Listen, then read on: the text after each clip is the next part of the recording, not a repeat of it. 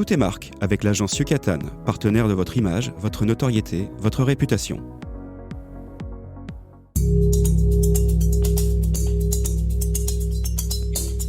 Tout est marque, une émission proposée et animée par François-Xavier Goudemont. Éclairer la vision et inspirer les actions. Bonjour à tous, bonjour à toutes. Tout est marque reçoit et fait parler toutes les marques. Dans ce nouvel épisode, nous allons aborder un thème qui intéressera tout le monde, à savoir le choix d'un nom de marque, pas que d'ailleurs, le naming de marque, le rebranding, à savoir aussi le changement d'identité d'une marque. Mais aujourd'hui, je reçois non pas un invité, mais deux invités. Et d'ailleurs, au passage, j'accueille au micro de Tout est marque Sophie Gay, experte des noms de marque et fondatrice de l'agence Namibi. Bonjour Sophie. Bonjour François-Xavier. Et pour imager encore plus le propos de cette thématique singulière qui est celle des marques, je reçois Anne-Carole Cohen, qui est la CEO de Colette, avec un K, et ex-directrice marketing aussi de la marque Swile, parce qu'on va parler de cette fabuleuse marque Swile. Autant le préciser. Bonjour. Bonjour, je suis ravie d'être là. Merci d'être venu au micro de Tout est marque. Pour débuter cette émission, je le disais, j'ai deux invités, donc je vais peut-être vous laisser vous présenter en quelques mots. Qui êtes-vous ? Anne-Sophie Sophie, pardon. Eh bien, écoute, je commence alors. Donc, Sophie, je suis directrice de l'agence Namibi, qui est une agence de branding verbal et nominal, on va dire, que j'ai créée il y a 9 ans. Je suis tombée dans le chaudron de l'identité, en réalité, il y a beaucoup plus longtemps. Et oui. Oui. On s'en est parlé au téléphone. Exactement, un peu par hasard d'ailleurs, donc c'est ça qui est rigolo, mais on y reviendra peut-être. Moi j'ai fait des cagnes, hippocagnes, philosophie, latin, grec, donc vraiment tout ce qu'il y a de plus classique. Et en réalité, ça a été une vraie épiphanie que de découvrir ce métier par le biais de, je peux le dire, de Elle Magazine, la lecture d'un article au débeauté sur la plage. Voilà. Donc ça s'est fait comme ça, et il s'avère que mon métier est ma passion aujourd'hui, et qu'on accompagne des marques comme Swile, comme Colette, mais aussi des grosses entreprises du CAC 40, des startups et parfois des associations dans leur recherche d'identité, donc un naming, un renaming et même un rebranding maintenant au sein de Namibi. La deuxième invitée, que l'on n'oublie pas, parce que Anne-Carole Cohen est la CEO de Colette. Qui es-tu, Anne-Carole ? Alors, j'ai 45 ans et 2 enfants. Bien. Et il y a 2 ans, j'ai donc créé, cofondé, nous sommes 3, oui. Colette, oui. qui est du coup une application pour avoir accès à Internet à l'étranger de manière accessible, simple et responsable. Et puis auparavant, j'ai travaillé pour beaucoup de secteurs différents, des secteurs qui pouvaient être vus comme un peu froids ou très réglementés, dans lesquels j'ai pris beaucoup de plaisir justement à construire des marques désirables et très centrées sur l'expérience client. Donc on passait de la téléphonie mobile au VTC, à la foodtech, à la worktech, donc plein de choses différentes. De belles expériences qui sont multisectorielles. Tout à fait. Et qui permettent d'avoir justement un peu de profondeur dans le discours. Exactement. Bon, ça permet beaucoup de choses aussi justement dans cet échange. Sophie, qu'est-ce qui fait qu'aujourd'hui, quand on est à la tête d'une agence comme Namibi, on choisit de devenir spécialiste du naming pour les entreprises ? Le sujet du naming peut sembler très niche. En réalité, il porte quelque chose de beaucoup plus puissant, puisque moi je dis souvent que le nom, c'est le premier mot de la marque. Donc en fait, si on faisait un parallèle, on serait un peu comme ce que le cardiologue est à la médecine. Donc on est vraiment au cœur de l'identité de la marque. C'est un peu le génome en réalité. Moi, c'est ça qui m'a toujours passionnée, et c'est aussi ce que j'étudie en philosophie ou en littérature. C'est comment est-ce qu'on définit l'identité d'un personnage, comment on charge un discours philosophique. Et c'est un peu ce qui m'intéresse, moi, d'être dans les mains dans le cambouis ou dans les entrailles des marques et des projets, en fait, des entrepreneurs, des entrepreneuses. Et c'est ce qui me passionne. C'est valider une identité. Alors, c'est plus que validé, parce qu'en fait, c'est parfois la co-créer, parfois on nous livre aussi un positionnement qui a été pensé en interne, parfois c'est aussi le co-créer avec les entreprises. Donc, c'est aussi traduire en positionnement de marque ce que les entreprises ont pensé au niveau du business. Donc, le business, c'est pas nous. Moi, je le dis souvent aux entreprises, on vous laisse Enfin, c'est pas notre sujet, on n'est pas spécialiste de vos métiers. En revanche, une fois que vous aurez la vision business, et c'était le cas pour Anne-Carole, pour Colette ou même pour Swile, nous, on va pouvoir le traduire dans une identité, un positionnement, un nom, voire un design après. Ouais, et ça, c'est très important. Si je peux rajouter quelque chose, Bien sûr. c'est que justement, souvent, trop de marques veulent faire du renaming parce que c'est tendance de faire du renaming et ont oublié de savoir pourquoi vraiment ils le faisaient. Et donc, avec Sophie, on travaille souvent ensemble pour accompagner d'autres marques pour vraiment que chacun prenne le temps de savoir pourquoi vous faites Évitons les copier-coller. Mais au-delà des copier-coller, c'est vraiment de savoir pourquoi on a envie de faire ce renaming. Et donc, du coup, il faut que ça soit porté par un nouveau positionnement ou un nouveau marché, mais il faut qu'il y ait une raison qui soit crédible et surtout sur laquelle toute l'entreprise est alignée. On rentre dans le vif du sujet et on va poursuivre juste après. Et je suis complètement aligné par rapport à cela parce que c'est aussi la logique du naming qui drive une stratégie ou inversement, la stratégie qui va driver aussi, pourquoi pas le naming aussi, on l'oublie un peu trop souvent parfois. Namibie, agence experte, quels sont les principaux services de Namibie? Parce que on s'est connus aussi avec Namibie quand j'ai reçu Fabienne Lescornet, qui est la directrice marketing de Floa Bank, qui a travaillé avec toi il y a 5 ans pour justement ce rebranding complet, Banque Casino devenue Floa Bank. Oui, alors en l'occurrence, Banque Casino, c'est un bon exemple parce qu'ils devaient se défaire de Casino, ils allaient à l'international. Donc là, pour le coup, le fait de changer était vraiment un impératif. Et quand on a accompagné toute l'équipe, et notamment Fabienne, avec l'agence Techno, qui est une agence lyonnaise, absolument, qui a défini le positionnement, l'identité visuelle de Floa, c'était un bon cas d'école. Comme le nom est au centre, en réalité, le nom arrive à un moment, on va dire, pivot. Et donc, souvent, on remonte en amont pour définir le positionnement. Donc, c'est ce qu'on appelle, nous, la plateforme de marque, la vision, la mission, l'ambition. Il y a plein de manières de l'aborder. Il y a globalement 18 points dans une plateforme de marque. Oui, alors chacun a sa façon de penser une plateforme de marque, donc ça peut être en effet en amont, le naming bien évidemment, puisque c'est une des matérialisations du positionnement, et puis ça peut être en identité verbale, donc le fameux tone of voice qu'on n'a jamais pensé ensemble, mais qu'on fait de plus en plus, et l'identité visuelle et parfois des outils de reveal, puisque c'est aussi un sujet de comment est-ce qu'on donne la marque à voir. Eh oui. Voilà, donc ce fameux reflet de marque, comme diraient certains philosophes. Oui, alors ça revient à mes premiers amours, mais absolument. Et donc c'est toute cette chaîne en réalité qu'on peut adresser. Et bien sûr, tu ne le dis pas, donc je vais quand même le préciser. Namibie, c'est une agence incontournable sur la partie nom. Pourquoi ? Parce que prix du naming 2020 stratégie, avec notamment le changement de marque Nextdoor. En Wojo, et puis en 2025 aussi les bronzes au Transform Awards 2025 en catégorie naming stratégie. Oui.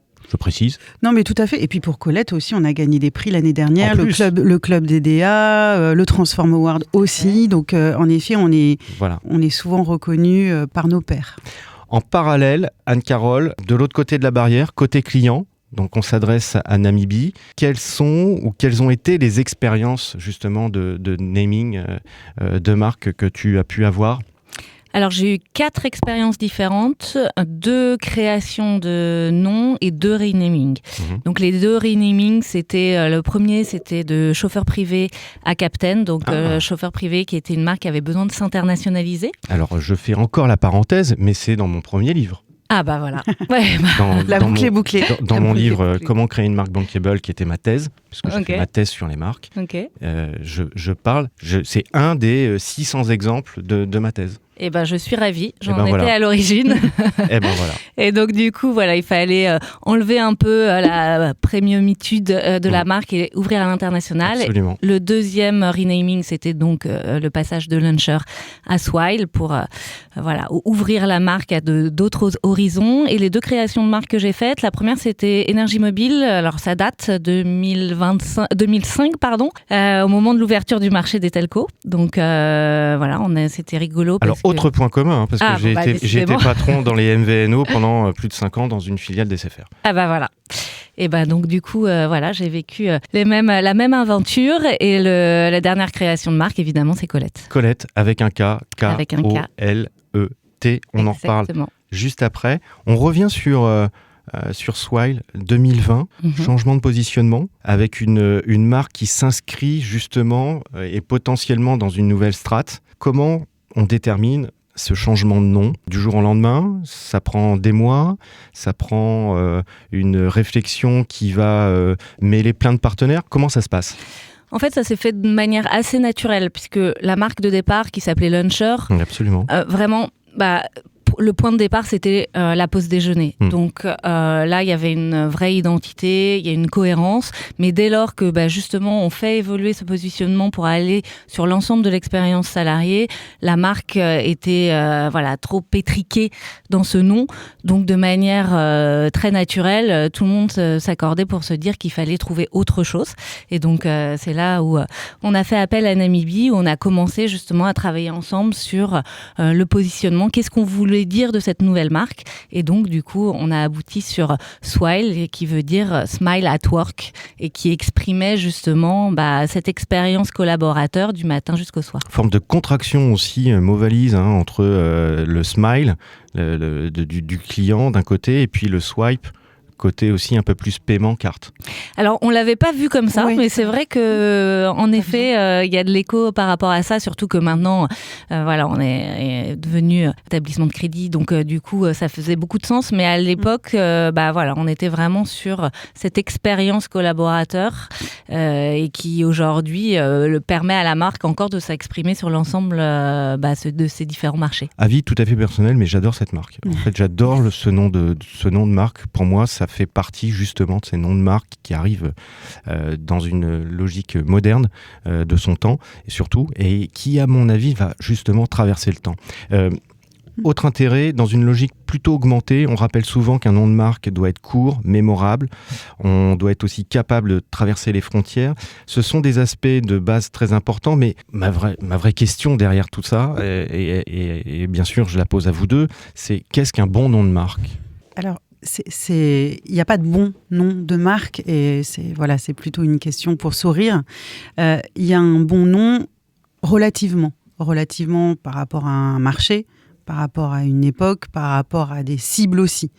C'est-à-dire, c'est une question de réception, un nom. Une fois qu'on a dit ça, il faut aussi qu'il y ait cette espèce de match entre un positionnement et cette concaténation. Tu disais tout à l'heure, c'est un rapprochement de plusieurs racines. Ça, c'est un point qui est ultra important. Je ne sais pas si on aura le temps d'en parler, mais aujourd'hui, en France, l'année dernière, il y a eu 90 000 dépôts. Donc, ce qui fait que 90 000 dépôts, à un moment, il faut émerger. C'est une année faible, parce qu'il faut savoir que globalement, c'est 2023 le pic. On est à 113 000 marques déposées à l'INPI. Donc, mais on frôle toujours les 100 000 marques. On n'est pas loin des 100 000 marques effectivement déposées en France. Donc, ça veut dire embouteillage, concrètement. Et embouteillage mondial. Excuse-moi, je te coupe, mais embouteillage mondial, parce que on a aussi le plus gros dépositaire de marques dans le monde qui s'appelle la Chine et qui dépose près de 3 millions de marques à l'année. Oui.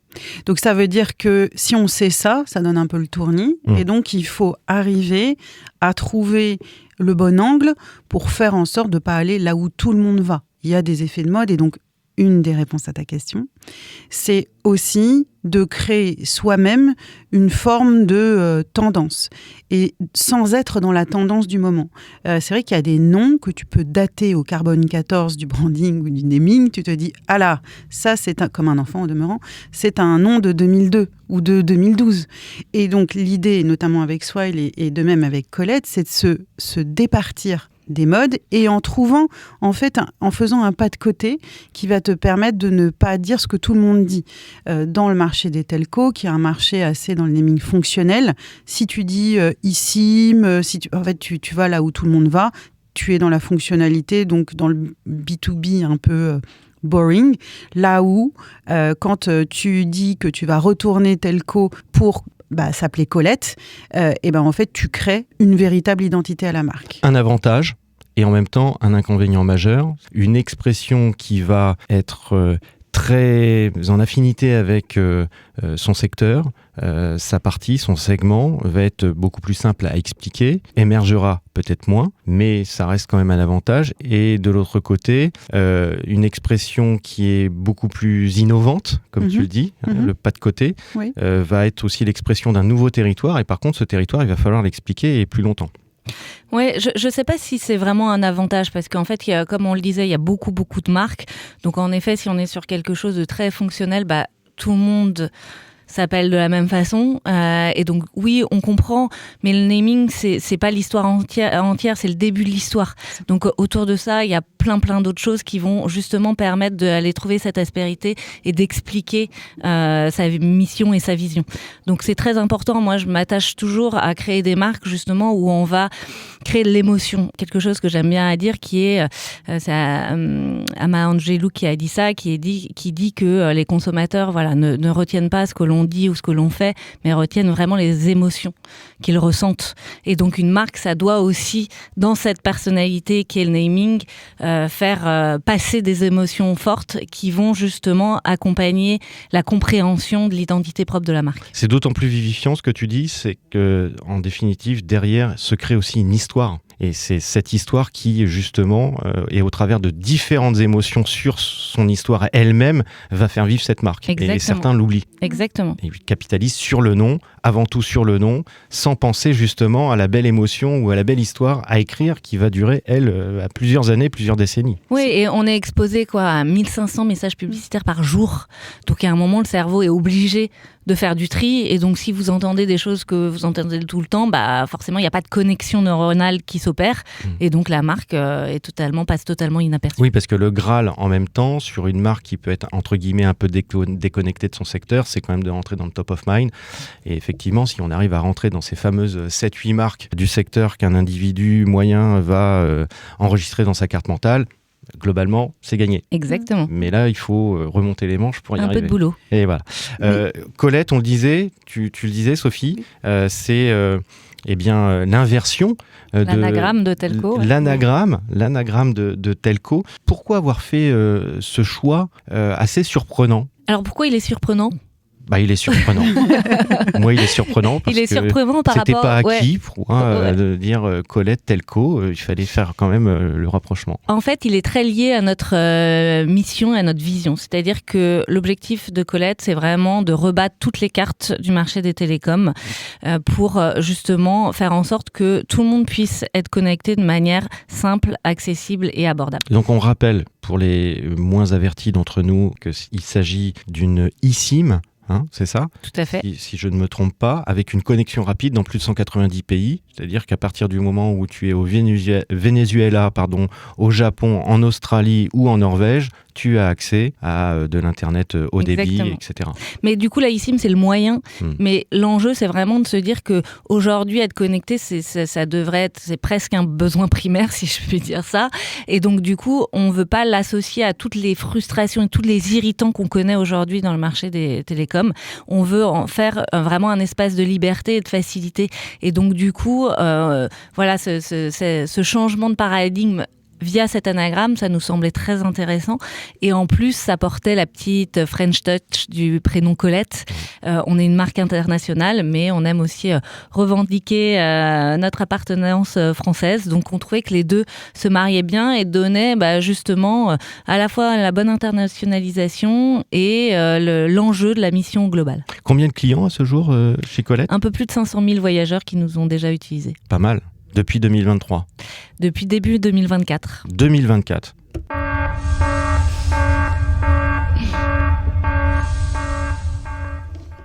Et maintenant, c'est la question qui fâche. Concernant Colette, justement, l'anagramme de Telco, quel est le rapport entre le nom, la fonction de la marque pour monsieur et madame tout le monde ? Parce que je pense que monsieur et madame tout le monde ne font pas le rapprochement. Non, mais je pense que c'est pas forcément important de faire le rapprochement tout de suite, en tout cas. Ce qu'on disait, c'est que en fait, le nom, c'est le début de l'histoire. Il y a plein d'autres choses qui viennent autour. Et donc, en fait, souvent, d'ailleurs, les gens comprennent après et se disent « Ah ouais, voilà, j'adore ». Et on a créé, en fait, cette connexion. Oui, parce que, excuse-moi, je te coupe, mais on peut avoir aussi l'interjection en face de dire « Ah, mais en fait, c'est hyper malin ». Exactement, Eh oui. exactement. Et ça peut devenir aussi justement comme Lydia, comme plein de marques. Voilà, est-ce que tu as ta Colette pour partir en voyage ? Ça va devenir quelque chose un réflexe. Et on veut vraiment que ça soit le compagnon de voyage dans lequel on crée une relation de confiance complètement à l'opposé de ce qu'on a connu. Toi qui as bossé dans la téléphonie mobile, je pense que l'expérience client n'était pas vraiment la préoccupation des opérateurs, ni à l'époque ni maintenant. Je pense qu'il y a beaucoup de volonté. Il y a beaucoup de volonté. Il y a beaucoup de volonté. Après, il faut passer de la parole à l'acte et ça, c'est peut-être plus complexe pour beaucoup d'opérateurs très souvent. C'est très bien répondu, merci. Enfin, je ne sais pas si on peut dire une bonne réponse, mais en tous les cas, c'est bien défendu et je suis complètement aussi aligné parce que c'est vrai, quand on voit des marques comme Alan, des choses comme ça, c'est des marques en définitive qui arrivent à percer et qui commencent, Lydia, je crois qu'on en parlait juste avant, et ça reste intéressant. Sophie, dans le processus créatif, combien de propositions une agence comme Namibie fournit-elle généralement et quel type de formats sont fournis à des clients qui viennent taper à la porte en disant voilà, j'ai soit un besoin de nouvelle marque ou alors un besoin de rebranding? On a en général 2 à 3 présentations parce que forcément, on n'a pas la science infuse et donc tout ça se fait avec l'intelligence collective. Mais généralement, on présente toujours 20-25 noms par présentation. Donc, en moyenne, c'est autour de 50 noms. Ça semble beaucoup. En réalité, pas tant que ça, parce que parfois, on est surpris. Mais ce que je trouve assez rigolo, moi, c'est que quand je regarde les anciennes présentations de noms, je m'aperçois que souvent, le premier nom présenté, c'est aussi parce que c'est un nom en lequel je crois particulièrement, est souvent le nom qui arrive et qui est choisi à la fin. Tout ça pour dire qu'il y a 50 noms qui sont présentés, mais que pour en présenter en tout 50, on va en créer plus de 1000.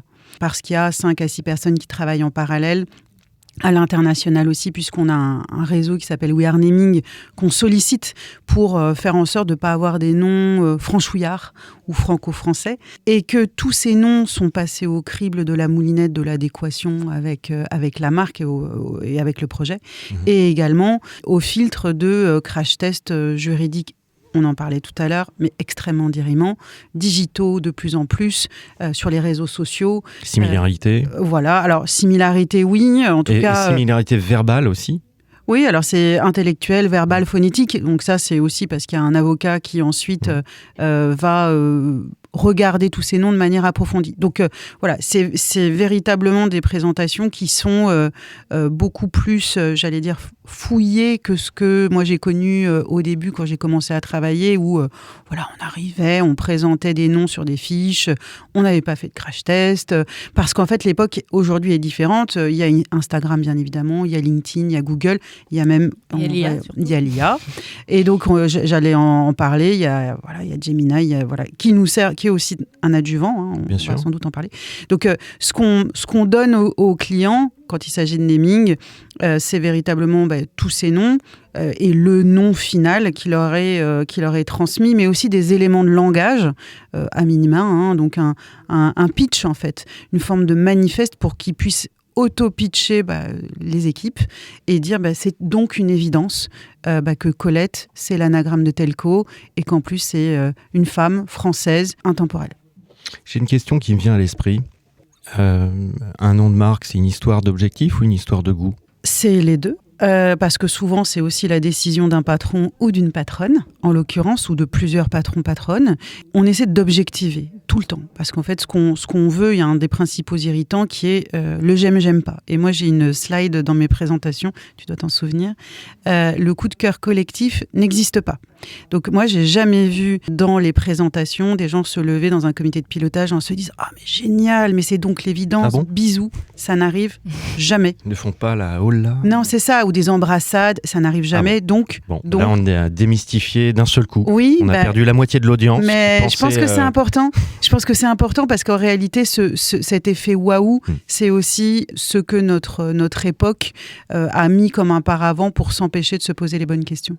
Mais surtout, c'est vrai que tout le monde attend justement cette évidence avec le nom, alors que c'est quand même Qui ne l'est pas. Qu'il n'est pas, et surtout c'est un gros traumatisme, le changement de nom, notamment en interne. Et donc souvent il y a beaucoup trop de marques qui sous-estiment l'importance d'impliquer l'interne. Le sujet du naming ne doit pas être un sujet porté par les équipes marketing uniquement. Et ça, je le vois trop souvent dans trop d'organisations. C'est généralement un petit projet, enfin pas un petit projet, mais un projet on the side des équipes marketing qui arrive à la fin de la réflexion en présentant les résultats de toutes leurs recherches qu'ils ont faites. Mais en fait, c'est comme si on vous dit du jour au lendemain, voilà, vous changez de nom, on vous a pas prévenu. Donc c'est un traumatisme. Donc c'est très important en fait de prendre différentes personnes de l'entreprise pour que ça soit un projet d'entreprise et non pas de département. D'autant plus un traumatisme, on renonce à l'histoire d'avant. Hein. Exactement. Et ça, c'est toujours cette jointure qui est très difficile à faire. Et d'ailleurs, on le voit dans les bons rebrandings, les renaming aussi. C'est qu'à partir du moment où cette jointure existe, là, ça s'inscrit dans le temps et là, ça devient intéressant. Exactement. C'est pour ça qu'il faut revenir à la définition du positionnement. Parce qu'en fait, non, c'est pas une histoire de j'aime pas, parce que de toute façon, tout le monde n'aura pas le même avis.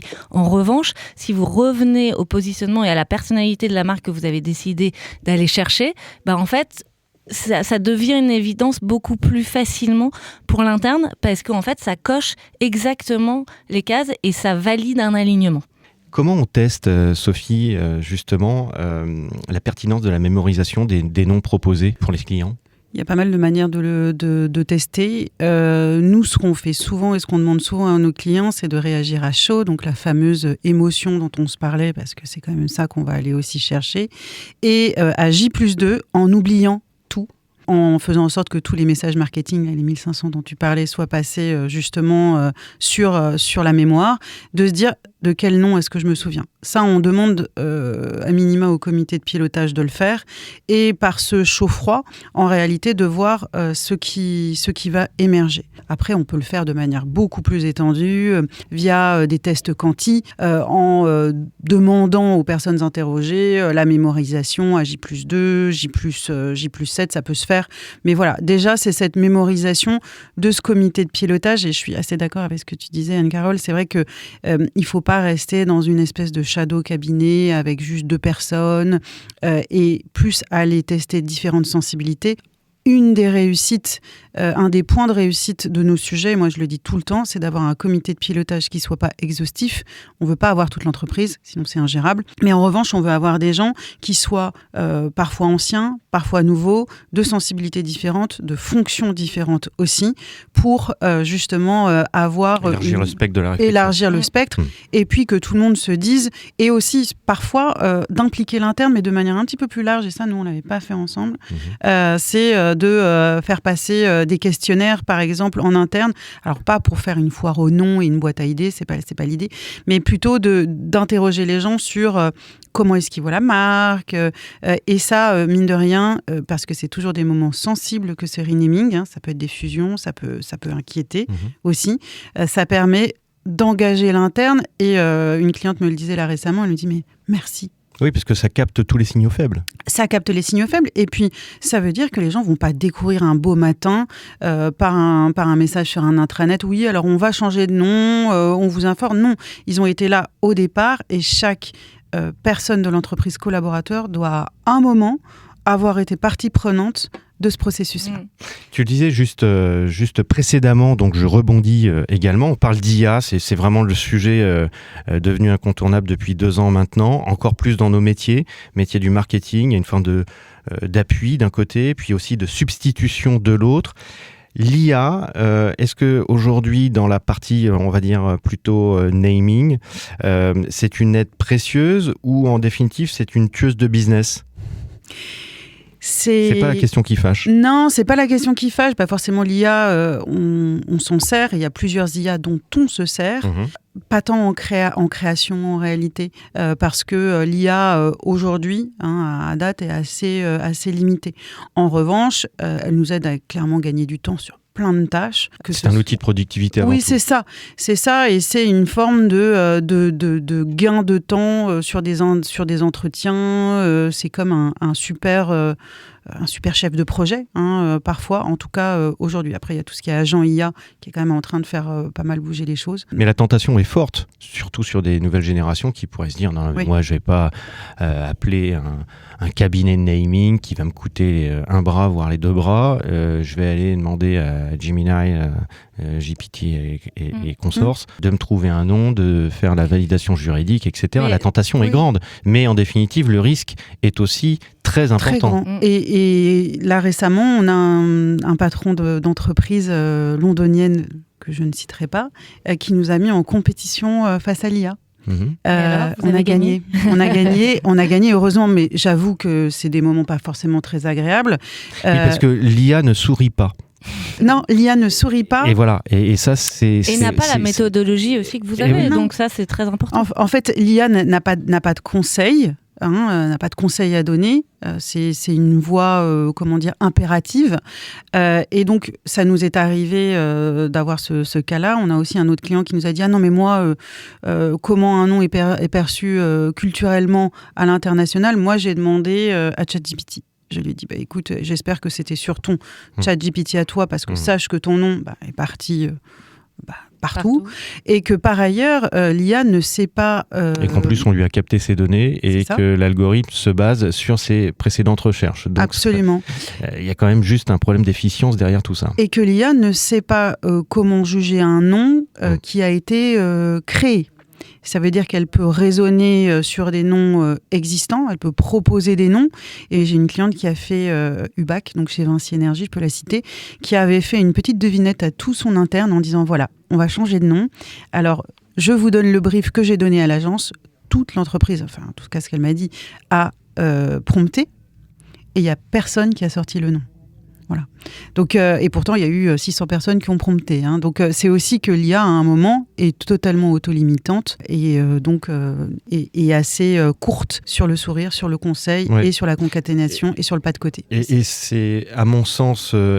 d'autant plus éclairant aussi cet échange, c'est que en aucune façon, d'ailleurs de ma part, je mets en défaut l'IA. C'est aussi la logique d'expliquer qu'aujourd'hui l'IA permet un certain nombre de choses, mais comme tu le soulignes très très justement, reste très limitante sur un certain nombre d'aspects qui restent quand même des métiers aujourd'hui et des spécialités, et avoir aussi ce regard d'ailleurs qui est nécessaire pour se projeter. Moi, j'ai une autre question qui vous concerne toutes les deux, la partie antériorité. Aujourd'hui, on n'en parle pas forcément toujours. Il y a des collisions phonétiques, visuelles, conceptuelles. Il y a des dépôts dans différentes marques. D'un côté agence Namibie, et puis de l'autre Anne-Sophie. Anne-Carole, t'inquiète, c'est la contraction de nos deux prénoms. Voilà, je fais des... voilà. Non, mais la création. C'est la création, c'est ma dimension créative. Quelle est votre perception là-dessus, et quelles sont, on va dire, allez, en quelques mots, les bonnes méthodes peut-être à retenir si on peut donner des conseils aussi au micro de Tout est marre? Je dirais que déjà, il faut être bien accompagné de la bonne agence, qui a un bon cabinet d'avocats qui va nous donner les bons conseils. Ça, c'est très important. Et surtout, il faut vraiment être très ouvert d'esprit, parce qu'il faut aller explorer beaucoup de choses et ensuite resserrer avec beaucoup de rigueur. Donc ça, c'est ce que Namibie fait très bien. Généralement, en effet, on est tous en train de chercher le nom coup de cœur, mais généralement, quand il y a une évidence, le nom est très exposé, donc on est frustré, donc du coup, on ne pense plus qu'à ce nom-là et on se ferme un peu aux autres. Donc voilà, encore une fois, il faut être ouvert d'esprit, parce qu'il y a le nom, mais il y a le nom de domaine aussi. Donc nous, avec Colette, on était très contents, on a réussi à avoir le .com sans problème. Un nom à 5 lettres, c'est rare. Mais rare. C'est pour ça que du coup, il y a beaucoup de cybersquatting. Voilà, exactement. C'est pour ça qu'il faut essayer de raconter des histoires, et justement, ce fameux pas de côté permet d'aller chercher des noms qui ne sont pas encore existants.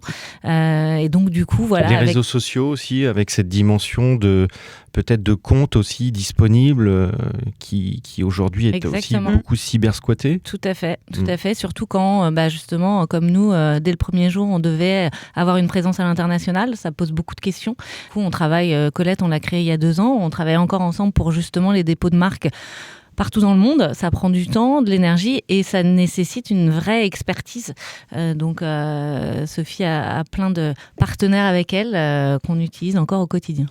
Et quels sont d'ailleurs ces fameux partenaires ? Nicolas Godefroy, qui est mon avocat, enfin l'avocat de l'agence en pays, mais bien plus depuis longtemps, donc Godefroy Larcher. Et en effet, c'est des gens qui vont avoir une vision de la marque. Donc, ce sont des avocats. Hein, donc, c'est déjà une forma mentis particulière. Et qui vont analyser les marques. Alors, je ne vais pas rentrer dans des débats d'experts parce que ce n'est pas l'idée, mais plutôt aller trouver des solutions qu'essayer de bloquer un projet de marque. Et ça, moi, j'ai travaillé avec plein de personnes sur la place de Paris et c'est très rare en réalité parce que, tu l'as dit, hein, en fait, tout est pris. Donc, puisque tout est pris, comment est-ce qu'on va arriver à bâtir une stratégie de dépôt pour arriver à se protéger ? Parfois, nos avocats nous disent « n'y allez pas ». Donc là, s'ils nous disent « n'y allez pas », on a tendance à plus être précautionneux, mais il arrive aussi que parfois, et notamment c'était le cas sur Swile, nous on est dit attention danger, mais en réalité, quand il y a la décision aussi d'un patron, d'une patronne, de dire non, moi, il n'y a qu'un nom, c'est celui-là, et en fait, j'assume.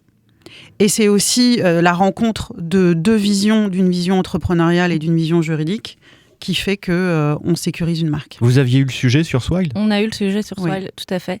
Et voilà, après, on pense que quand on est entrepreneur, si on ne prend pas de risque, on a peu de chances de succès. Donc, ça en était un. Mais le risque était limité du fait qu'en effet, on est accompagné des bonnes personnes qui nous ont permis petit à petit de dénouer les différentes embûches qu'on a eues par la suite, parce qu'on en a eu. Mais aujourd'hui, on est très content d'avoir choisi ce nom qui, comme tu le disais, va perdurer dans le temps sans aucun doute. On arrive à la fin de l'émission, mais j'ai deux expertes face à moi. Et de ce fait, je vous propose, allez, je vais pas dire que c'est un petit jeu, mais j'aimerais bien que vous puissiez me donner chacune, à chaque fois, un avis très court sur les marques que je vais vous citer. La marque Nike. Exceptionnel. Oui, exceptionnel, paradoxal. Parce que quand on est en France, compliqué, Nike, Athéna Nike, donc il faut quand même avoir une forme de culture, mais elle est tellement puissante qu'on a oublié. Coléos. Je ne connais pas la marque. Renault. C'est une marque de Renault, Coléos, qui veut dire aussi bourse, hein, les bourses en grec. Voilà. Mais on a totalement oublié. Mais moi, je le sais. Bah oui, et moi aussi. Oui, c'est ça le sujet. Patagonia. Patagonia, moi j'aime beaucoup ce nom. Au-delà, pareil, c'est une marque à mission, donc il porte quand même beaucoup de signifiance à travers le nom. J'aime beaucoup. Orano. Oui, dans le nucléaire, comment faire du beau nucléaire Pas simple. Pas simple. Difficile comme naming. Nadine Morano. Ah, j'avais pas pensé à ça. Oui. Nadine Morano est tel nucléaire. Vous avez 4 heures. C'est un autre sujet. Allez, encore deux autres.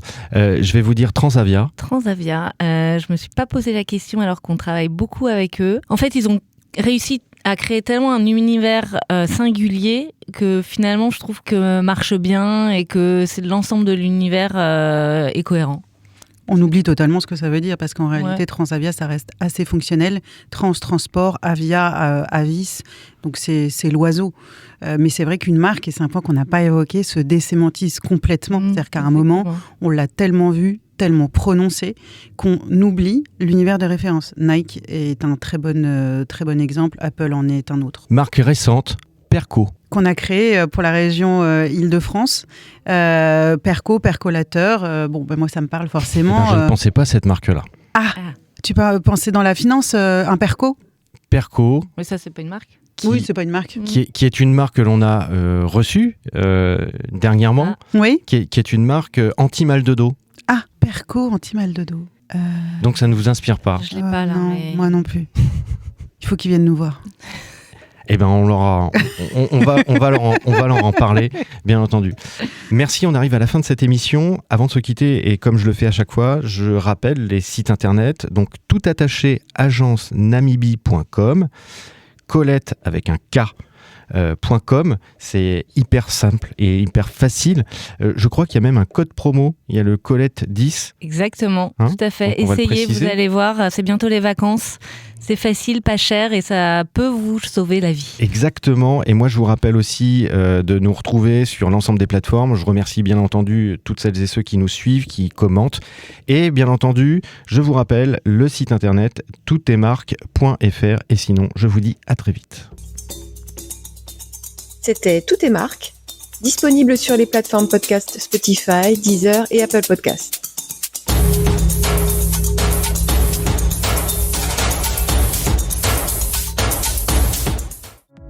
C'était Tout est marque avec l'agence Yucatan, partenaire de votre image, votre notoriété, votre réputation.